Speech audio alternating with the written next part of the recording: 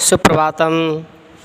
आज हम सब व्याकरण में प्रत्यय के विषय में पुनः अभ्यास करेंगे।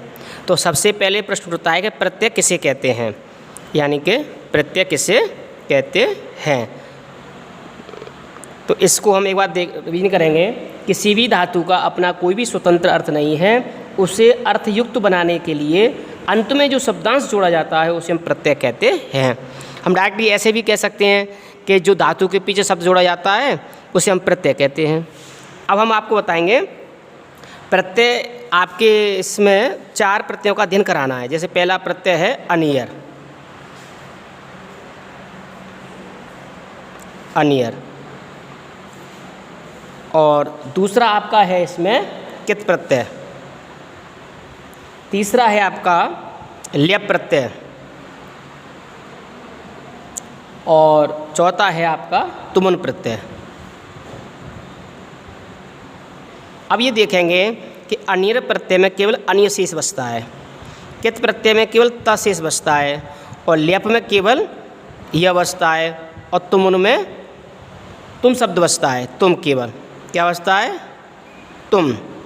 ये आपको अध्ययन करोगी। अब इसमें करते क्या हैं कि जो धातु होती हैं, धातु, ये ध्यान देंगे कि जो धातु होती हैं उन धातुओं में प्रत्यय लगने के बाद ये रूप बदल जाते हैं। ये सबसे पहले मैं आपको बता रहा हूँ पट धातु।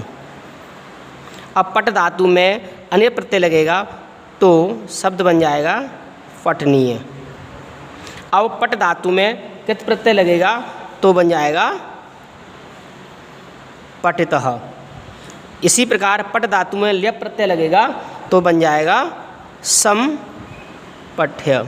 इसमें समपठ्य क्यों लगा, ये सम इसमें उपसर्ग लगता है। इस वाले प्रत्यय में ये नियम है कि ये प्रत्यय तभी लगेगा जब इसके धातु के आगे उपसर्ग लग जाएगा। हमेशा धातु के आगे उपसर्ग लगता है और धातु के पीछे प्रत्यय लगता है, इसीलिए यहाँ पर बनेगा समपठ है। और ये पट धातु में तुम प्रत्यय लगेगा तो रूप बन जाएगा पठितुम। इसी प्रकार दूसरा देखेंगे गम धातु है। जैसे गम धातु में अनिय प्रत्यय लगेगा तो बन जाएगा गमनीय। क्या बन जाएगा, गमनीय।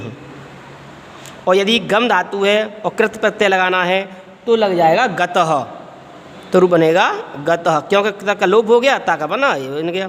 अब जैसे गम धातु में ल्यप प्रत्यय लगाना है तो इसमें उपसर्ग भी लगेगा, उपसर्ग लगेगा तब जा करके वो बन जाएगा अवगम्यम। इसमें यह शेष बचता है और गम धातु थी, अब प्रत्यय लग गया तो अवगम शब्द बन गया। इसी प्रकार आप देखेंगे जैसे गम धातु है ये, अब गम धातु में तुम प्रत्यय लगाना है, तुमन का क्या बचता है, शेष, तुम शेष बचता है, तो यहाँ पर क्या हो जाएगा, गंतुम, गन तुम शब्द बन जाएगा। इसी प्रकार अगला देखेंगे। अब जैसे क्रीड धातु है, क्रीड धातु में अनिय प्रत्यय लगा देंगे तो क्या बन जाएगा, क्रीडनीय। और कीड़ धातु में जब कित प्रत्यय लगाएंगे का लुप्त हो जाएगा तो क्या बन जाएगा, कीड़तः, क्रीडतः। इसी प्रकार कीड़ धातु है, कीड़ धातु में ल्यप प्रत्यय लगाएंगे तो इसमें उपसर्ग लगता है, उपसर्ग लगने के बाद में यह शेष रहता है तो अक्रीडय हो जाता है, अक्रीडय। इसी प्रकार कीड़ धातु है, इसमें तुमन प्रत्यय लगाएंगे, तुमन का तुम शेष रहता है, तो कीड़ धातु में जब तुमन प्रत्यय लगेगा तुम शेष बचेगा तो बन जाएगा कीड़ तुम, तो शब्द बन जाएगा कीड़ तुम। इसी प्रकार अनेक धातुएं हैं। जैसे मैं एक दो और उदाहरण देता हूँ। जैसे पूज धातु है, पूज धातु में जब अनिर प्रत्यय लगेगा तो अनिर शेष रह जाएगा तो बन जाएगा पूजनीय।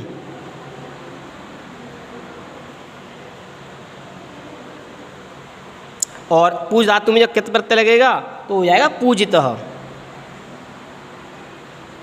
इसी प्रकार पूज धातु है, उसमें ल्यप प्रत्यय लगाना है तो ल्यप प्रत्यय जब लगाएंगे तो उपसर्ग भी लगता है और यह शेष रहता है तो बन जाएगा संपूज्य। पूज धातु है, तुम प्रत्यय लगाना है तो क्या बन जाएगा, पूजितुम, पूजितुम। इसी प्रकार और हम अनुदाहरण देख लेंगे जिससे हमारा ये हो जाएगा। ध्यान से देख लेंगे और लर्न कर लेंगे। एक बार देख ले ध्यान से किस प्रकार से बनाया गया है। ये सारी धातुएं हैं, ये अनिर प्रत्यय के शब्द हैं, ये कृत प्रत्यय के शब्द हैं, ये ल्यप प्रत्यय के शब्द हैं, ये तून प्रत्यय के शब्द हैं।